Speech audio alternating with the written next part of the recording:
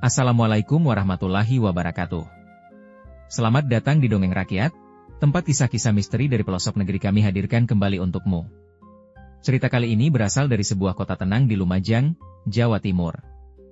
Tentang sepasang suami istri muda yang tak menyangka rumah impian mereka berdiri di atas tanah yang menyimpan amarah dari masa lalu. Apa jadinya jika sebuah rumah dibangun di atas bekas kuburan yang tak terurus? Apakah cinta cukup kuat untuk mengusir rasa takut? Ataukah mereka harus membayar dengan darah? Nia memandangi desain rumah minimalis yang tergeletak di meja ruang tamu apartemen kecil mereka di Malang. Garis-garis bersih dan bentuk sederhana dalam sketsa itu membuat hatinya hangat. Sejak mereka menikah 3 bulan lalu, membangun rumah sendiri menjadi impian yang ingin segera mereka wujudkan. Ini bakal jadi rumah impian kita, Fer, kata Nia sambil tersenyum. Ferry, suaminya, mengangguk sambil menyesap kopi. Ia memang bukan pria yang banyak bicara, tetapi matanya memancarkan antusiasme yang sama. Hubungan mereka sudah terjalin sejak masa kuliah di Universitas Muhammadiyah Malang, dan kini, sebagai pasangan baru, mereka siap memulai hidup dari nol. Beberapa hari terakhir, Ferry sibuk mencari lahan yang cocok untuk membangun rumah itu. Ia ingin sesuatu yang tidak terlalu jauh dari kota, namun tetap tenang, dan tentu saja, terjangkau. Aku nemu tanah bagus di pinggir kota Lumajang, ujar Ferry suatu malam, sambil menyerahkan selebaran sederhana berisi foto-foto tanah tersebut. Nia meneliti selebaran itu. Lokasinya memang agak ke tepi kota, dekat dengan hamparan sawah dan beberapa rumpun bambu. Harga yang ditawarkan pun jauh di bawah pasaran. Kenapa murah banget, ya? Tanya Nia, sedikit curiga. Katanya sih, pemilik lama butuh uang cepat, jawab Ferry santai. Aku udah cek. Surat-suratnya lengkap, nggak ada masalah. Nia menggigit bibir, mempertimbangkan. Ia memang asli Lumajang, sedikit banyak ia tahu bahwa beberapa daerah pinggiran kota itu punya reputasi aneh. Tapi Ferry begitu bersemangat. Ia tidak ingin mengecewakan suaminya. Akhirnya mereka sepakat, minggu depan, mereka akan ke Lumajang untuk melihat tanah itu langsung dan mengurus proses pembelian. Awan cerah menggantung di atas kota Lumajang ketika Ferry dan Nia tiba di lokasi tanah yang akan mereka survei. Jalan menuju tempat itu cukup mulus, meskipun makin ke dalam, suasananya berubah menjadi lebih sepi. Hanya sesekali motor atau truk kecil yang lewat. Saat mereka berdiri di pinggir lahan, Nia menarik napas dalam-dalam. Udara di situ segar, dan panorama sekitar cukup menenangkan. Ada beberapa rumah penduduk di kejauhan, namun jaraknya cukup untuk menjaga privasi. Kelihatan tenang, ya, gumam Nia sambil melangkah ke tengah lahan. Ferry mengangguk setuju. Dari ukuran dan bentuknya, tanah ini ideal untuk membangun rumah impian mereka, lengkap dengan taman kecil di depan. Namun, di tengah hamparan tanah yang agak berumput itu, ada sesuatu yang menarik perhatian mereka. 3 gundukan tanah. Ukurannya tidak terlalu besar, kira-kira setinggi lutut orang dewasa, berjejer rapi dengan jarak yang hampir sama. Kayak. Bekas apa? Ya, bisik Nia, sedikit ragu. Ferry menghampiri gundukan-gundukan itu dan jongkok. Ia menggenggam segenggam tanah dan mengamatinya. Tidak ada apa-apa yang aneh, hanya tanah biasa. Ini bisa diratakan nanti, katanya ringan, sambil berdiri dan menepuk-nepuk celananya. Tak lama kemudian, seorang pria parubaya menghampiri mereka. Wajahnya ramah, mengenakan kemeja lusuh dan topi caping yang menutupi sebagian rambut beruban di kepalanya. Ia adalah Pak Suryo, pemilik tanah itu. Selamat siang, Mas, Mbak, sapanya. Ferry dan Nia membalas sapaan itu dengan sopan. Pak Suryo mulai bercerita bahwa tanah tersebut adalah warisan dari almarhum kakeknya. Selama bertahun-tahun, tanah itu dibiarkan begitu saja, tidak pernah diurus atau dimanfaatkan. Karena merasa sayang melihatnya terbengkalai, Pak Suryo memutuskan untuk menjualnya. Waktu kakek saya meninggal, keluarga besar sudah pada pindah ke kota. Jadinya ini dibiarkan begitu saja, jelas Pak Suryo. Ferry dan Nia saling pandang. Penjelasan itu terasa masuk akal. Tidak ada alasan kuat untuk menolak, apalagi dengan harga yang jauh lebih murah dibanding tanah di area sekitarnya. Mereka pun memutuskan untuk langsung menyetujui pembelian. Dalam hati, Nia sedikit masih merasa tidak nyaman dengan keberadaan 3 gundukan itu, tapi ia menepis pikirannya. Mungkin itu hanya sisa gundukan tanah dari masa lalu, pikirnya. Tidak ada yang perlu dikhawatirkan. Mereka berdua tidak tahu bahwa keputusan mereka hari itu adalah awal dari sesuatu yang tidak bisa lagi mereka hentikan. Seminggu setelah surat-surat tanah selesai diurus, Ferry dan Nia mulai mengatur pembangunan rumah impian mereka. Tukang-tukang bangunan didatangkan dari desa sekitar, dan sebuah alat berat kecil disewa untuk mempercepat proses perataan lahan. Pagi itu, matahari bersinar cerah. Mesin ekskavator menderu, membelah keheningan lahan yang luas itu. Nia berdiri di tepi lahan, sesekali memperhatikan jalannya pekerjaan sambil membawa bekal makanan untuk para pekerja. Ferry, dengan semangat menggebu, ikut mengawasi. Semuanya tampak berjalan lancar sampai ekskavator mendekati 3 gundukan tanah yang sempat menarik perhatian mereka saat survei. Operator ekskavator, Pak Warto, tampak sedikit ragu.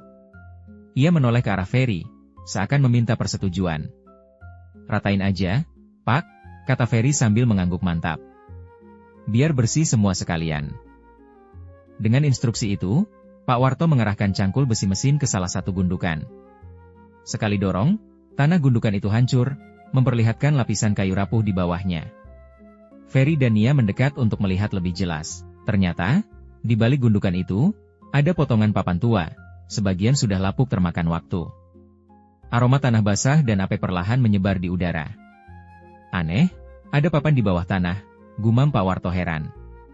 Nia menggenggam lengan Ferry. Perasaannya mulai tidak enak. Tapi Ferry mencoba berpikir positif. "Mungkin dulu pernah ada bangunan tua atau semacamnya," katanya, walau nadanya terdengar ragu. Pak Warto melanjutkan perataan dengan hati-hati. 2 gundukan lain juga ditemukan memiliki lapisan papan tua lapuk dan serpihan kayu yang mudah hancur saat disentuh. Para pekerja mulai bergumam kecil, namun tetap melanjutkan pekerjaan. Tidak ada yang berani mengomentari lebih jauh. Saat semua gundukan diratakan, suasana di lahan terasa sedikit berbeda. Angin yang tadinya sepau-sepau berubah menjadi lebih dingin, menusuk hingga ke tulang. Nia merapatkan jaketnya, merasa merinding tanpa alasan yang jelas. Ferry sendiri hanya menghela napas, mencoba mengabaikan perubahan itu. Ia menepuk-nepuk bahu Nia. "Sudahlah, yang penting nanti rumah kita berdiri di sini," ujarnya, mencoba meyakinkan diri sendiri. Namun jauh di dalam hati, keduanya merasakan sesuatu yang aneh. Seperti ada yang terus memperhatikan mereka dari kejauhan, dari balik bayangan pohon bambu yang bergoyang pelan ditiup angin.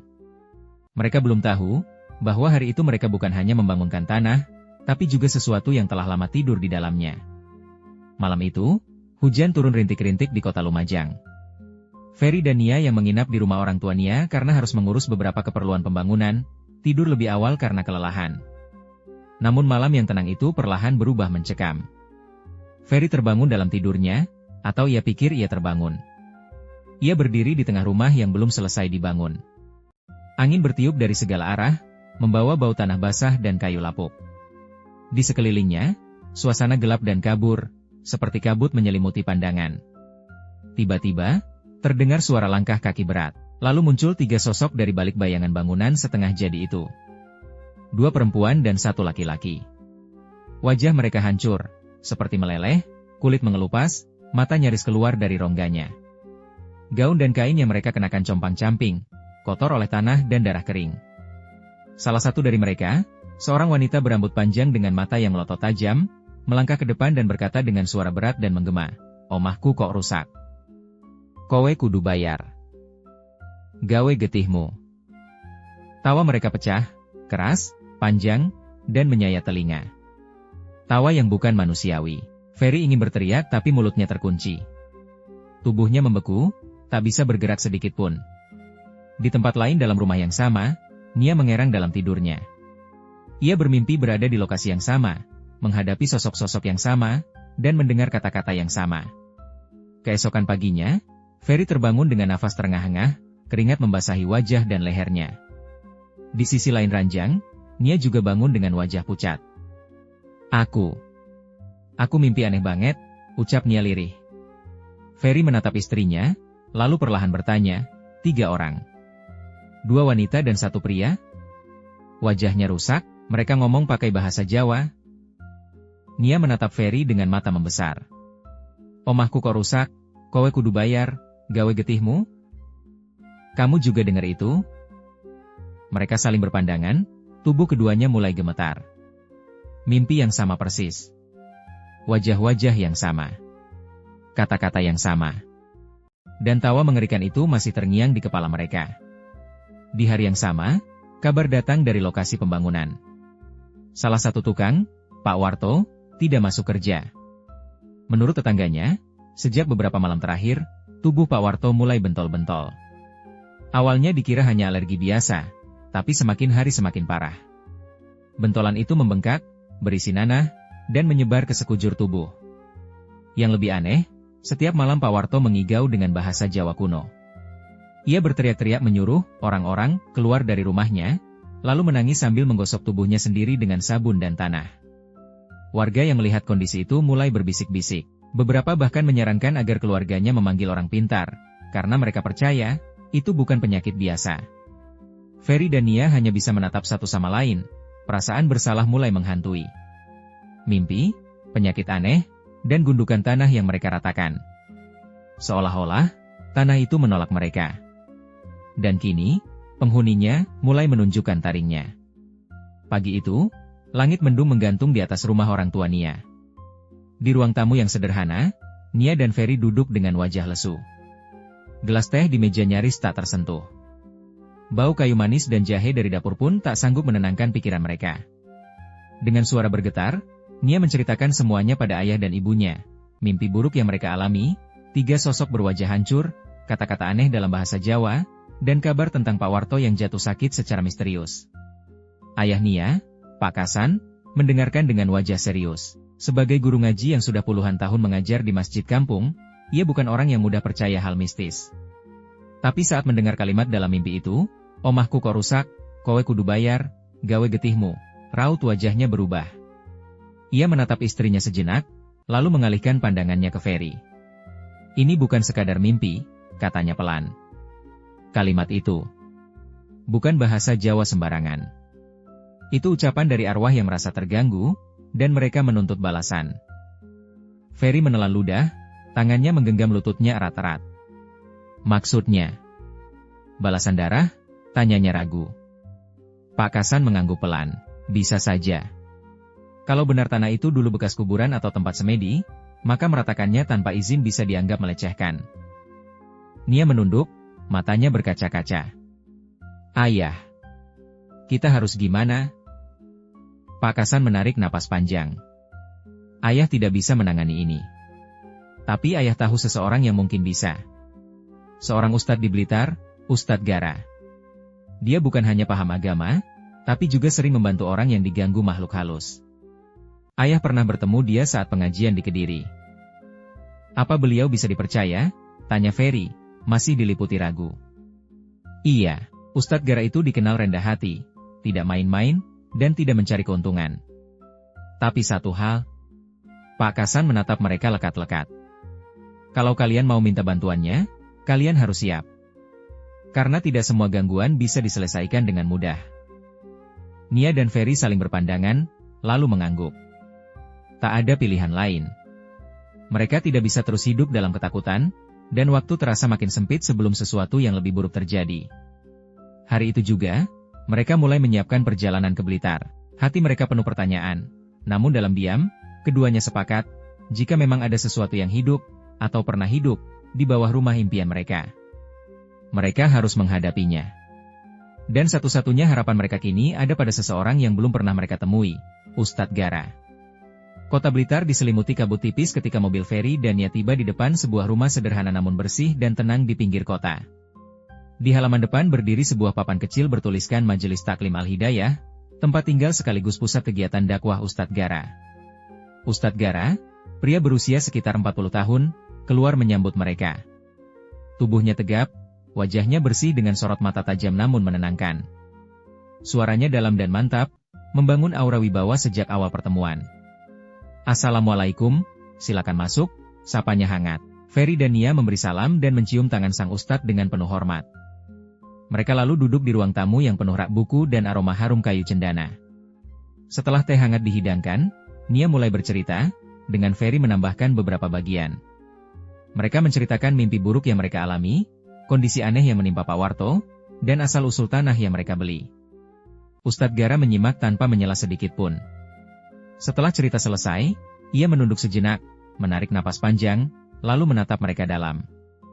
Tanah itu tidak kosong, ucapnya pelan. Bukan hanya bekas kuburan, tapi tempat itu pernah menjadi lokasi persemayaman orang-orang yang menjalani tirakat berat. Ada darah, ada sumpah, dan ada janji yang tidak ditepati. Ferry menelan ludah. Nia menggenggam tangan suaminya. Apa? Itu artinya arwah mereka masih terikat di sana? Tanya Nia dengan suara lirih. Ya, jawab Ustadz Gara. Dan saat kalian menggusur tanah itu tanpa izin, kalian dianggap telah melanggar batas. Ustadz Gara memejamkan mata sejenak. Dengan kemampuan mata batinnya, ia mencoba membaca aura energi yang terikat pada Ferry dan Nia. Hawa berat menyelimuti mereka, seperti jejak dari makhluk yang telah lama haus akan keadilan. Ini harus segera diselesaikan. Kalau tidak, bukan hanya kalian yang akan kena, tapi siapapun yang menyentuh tanah itu. Pak Warto sudah parah, Ustadz, ujar Ferry. Kami takut ini jadi lebih buruk. Ustadz Gara mengangguk pelan. Langkah pertama, kita obati Pak Warto dulu. Sebelum saya menghadapi yang lebih besar, saya harus memutus ikatan antara arwah itu dan tubuhnya. Sebelum berangkat, Ustadz Gara meminta izin kepada gurunya, Gus Ikdam, seorang ulama sepuh yang dihormati di wilayah Blitar. Setelah mendengar penjelasan Ustadz Gara, Gus Ikdam hanya mengangguk dan berkata, berangkatlah. Jangan takut. Bawa ilmu, bukan amarah. Dan jangan lupakan zikir malam. Dengan restu itu, Ustadz Gara bersiap. Ia membawa tas kecil berisi Al-Quran, minyak zaitun, air ruqyah, dan segenggam garam laut yang telah didoakan. Malam itu juga, ia bersama Ferry dan Nia bertolak menuju Lumajang. Perjalanan mereka belum tahu akan membawa pada apa, tapi satu hal pasti, mereka tidak lagi sendirian menghadapi kegelapan yang tertanam di tanah itu. Malam telah turun saat Ferry, Nia, dan Ustadz Gara tiba di rumah Pak Warto. Suasana kampung terasa sunyi, berbeda dari biasanya. Seolah-olah udara pun menahan napas menunggu apa yang akan terjadi malam itu. Rumah Pak Warto terletak di ujung jalan kecil yang gelap. Lampu terasnya redup, dan suara jangkrik seolah berhenti saat mereka melangkah masuk. Di dalam rumah, tubuh Pak Warto terbaring lemas di kasur tipis. Bentol-bentol bernanah memenuhi tubuhnya dari leher hingga ke kaki. Beberapa bagian kulitnya menghitam seperti terbakar dari dalam. Nafasnya pendek-pendek, dan sesekali ia mengigau dalam bahasa Jawa kuno yang tidak sepenuhnya dimengerti keluarganya. Aku ora metu. Omahku. Omahku rusak. Istri Pak Warto, Bu Sri, menyambut mereka dengan mata sembab. Pak Warto tiap malam teriak-teriak. Kadang ketawa, kadang nangis, terus garuk-garuk tubuhnya sampai berdarah. Ustadz Gara mengangguk singkat. Ia meletakkan tas kecilnya di dekat tikar, lalu duduk bersila di samping tubuh Pak Warto. Ia memandangi pria itu dalam diam beberapa saat, lalu berkata pelan, ada yang menempel padanya. Tidak sekadar sakit, ini bentuk protes dari mereka yang terganggu. Ustadz Gara membuka Al-Quran kecilnya, mengambil air ruqyah dalam botol kaca, dan mulai membaca ayat-ayat suci dengan suara pelan namun tegas. A'udzubillahi minasyaitonir rajim. Bismillahirrahmanirrahim. Bacaan ayat demi ayat mengalun, menggetarkan udara di ruangan. Ferry dan Nia duduk bersila di sudut, menyimak dengan hati berdebar. Saat bacaan sampai pada ayat kursi dan surat Al-Ikhlas, tubuh Pak Warto mulai bergetar. Tiba-tiba, ia mendesis keras. Wis tak kandhani, iki omahku. Omahku rusak. Kowe kabeh kudu getih. Suara itu bukan suara Pak Warto. Lebih dalam, kasar, dan penuh kemarahan. Matanya terbuka, namun hanya tampak putih, seakan penglihatannya lenyap. Ustadz Gara tak gentar. Ia terus melantunkan ayat-ayat ruqyah sambil memercikkan air ke tubuh Pak Warto. Tubuh pria itu menggeliat hebat, seperti mencoba kabur dari sesuatu yang membakar kulitnya. Bentol-bentol di tubuh Pak Warto mulai pecah, mengeluarkan cairan hitam pekat yang berbau busuk. Bu Sri menjerit tertahan, menutup mulutnya agar tidak pingsan. Namun Ustadz Gara tetap tenang. Suaranya semakin keras, dan kini ia menambahkan zikir yang bergema kuat di dalam ruangan. La ilaha illallah. La ilaha illallah. Suara desis dari tubuh Pak Warto perlahan meredup. Tubuhnya berhenti menggeliat. Ia pingsan, atau mungkin tertidur, dengan wajah yang kini terlihat lebih tenang. Bekas bentol di tubuhnya mulai mengempis, meski beberapa masih bernanah. Ustadz Gara mengusap wajahnya dengan tangan kanan, lalu menoleh pada Ferry dan Nia. Ini baru permulaan, ucapnya lirih. Mereka ingin lebih dari sekadar peringatan. Mereka ingin penebusan. Nia menatap Ferry dengan ketakutan yang nyata. Apa yang harus kita lakukan, Ustadz? Pagi itu, tanah yang hendak dibangun rumah oleh Ferry dan Nia kembali didatangi. Namun kali ini bukan untuk mengukur pondasi atau menggali saluran air, melainkan untuk sesuatu yang jauh lebih sakral. Ustadz Gara berdiri di tengah lahan, tepat di atas 3 gundukan tanah yang dulu dianggap sepele oleh Ferry. Ia membawa sebotol air doa, segenggam garam laut, dan seikat daun bidara yang masih segar. Nia dan Ferry berdiri tak jauh darinya, bersama orang tua Nia dan Pakasan yang turut menemani. Suasana begitu hening. Angin berembus pelan namun terasa berat, seperti ada mata tak kasat mata yang mengawasi setiap gerak mereka. Ustadz Gara menancapkan tongkat kecil dari kayu jati ke tanah di depan gundukan, lalu duduk bersila. Ia mulai membaca ayat-ayat suci dengan suara lembut, diiringi zikir pelan yang menenangkan suasana. Setelah beberapa saat, Ustadz Gara menghentikan bacaan. Ia menutup mata, mengatur napas, dan mulai berbicara dengan nada berbeda, bukan kepada manusia, tapi kepada sesuatu yang lain. Assalamualaikum, dulur-dulur sing ora katingal. Aku Gara, anak Adam, datang dengan damai. Jika kami telah mengganggu tempat kalian, aku mohonkan maaf atas nama anak-anakku, Ferry dan Nia. Udara di sekeliling tiba-tiba terasa lebih dingin. Daun-daun kering di tanah bergetar meski tidak ada angin. Nia menggenggam tangan Ferry erat-erat. Oma iki bakal dibangun kanggo masa depan. Tapi kami orang niat ngusir panjenengan.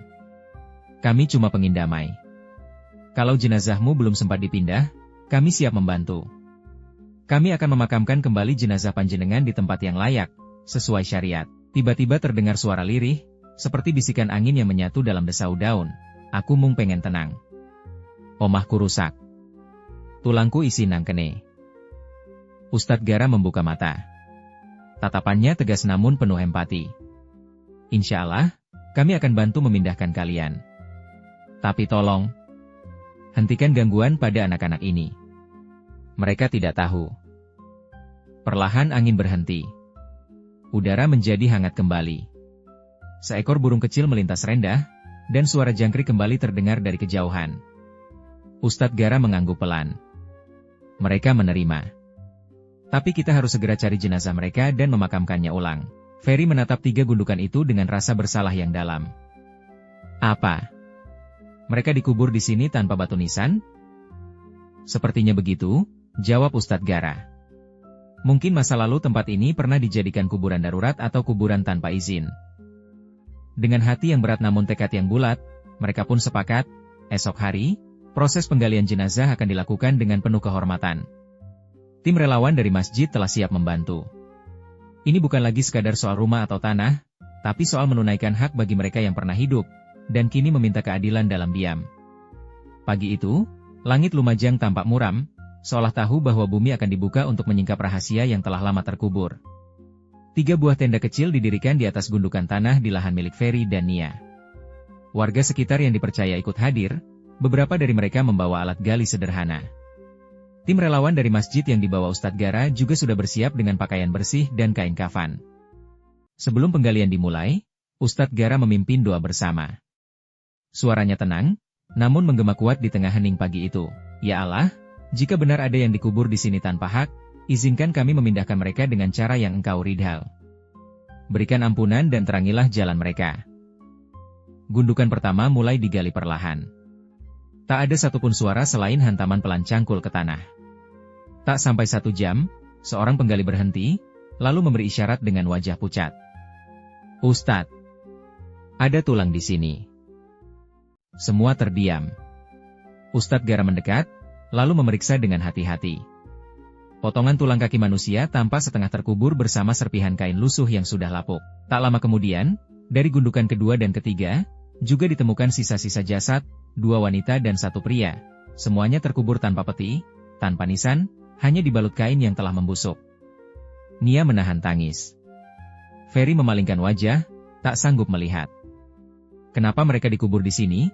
Gumam salah satu relawan. Ustadz Gara terdiam sesaat, lalu menjawab, mereka mungkin korban masa lalu.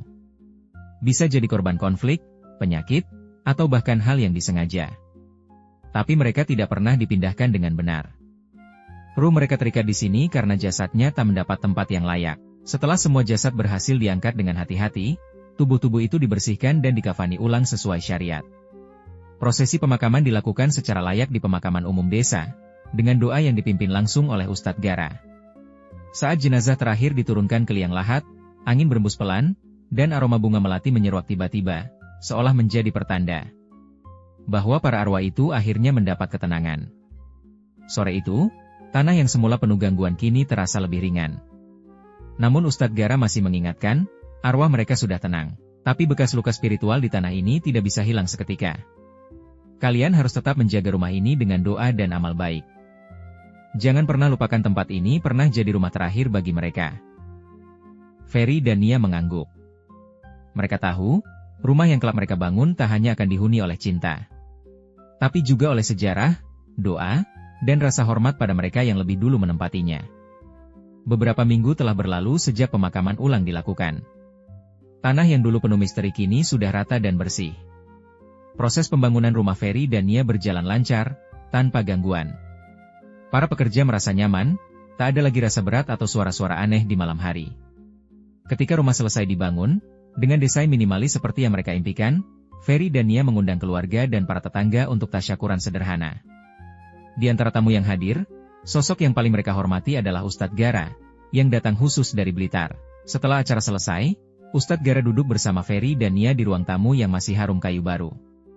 Alhamdulillah, rumah ini sudah jadi, ucap Ustadz Gara sambil tersenyum.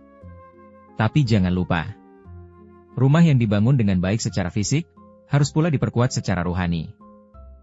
Ferry dan Nia mengangguk penuh hormat. Ustadz Gara melanjutkan, sholat 5 waktu, jangan tinggal. Jadikan rumah ini tempat sujud, bukan sekadar tempat tinggal. Rumah yang di dalamnya ada sholat, zikir, dan ilmu. Akan sulit dimasuki oleh gangguan yang tak kasat mata. Ia lalu menepuk bahu Ferry pelan. Dan akan lebih baik lagi kalau kalian adakan pengajian rutin, meskipun kecil. Bisa seminggu sekali. Bacaan Yasin, tahlil, atau kajian Quran. Undang anak-anak muda sekitar.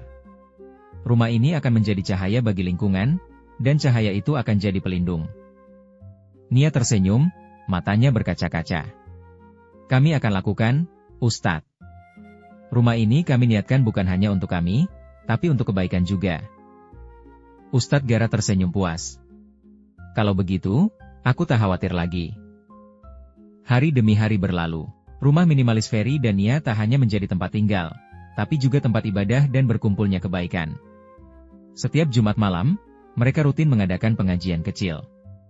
Anak-anak sekitar datang mengaji, ibu-ibu berkumpul membaca Yasin, dan sesekali Ustadz Gara menyempatkan hadir kembali.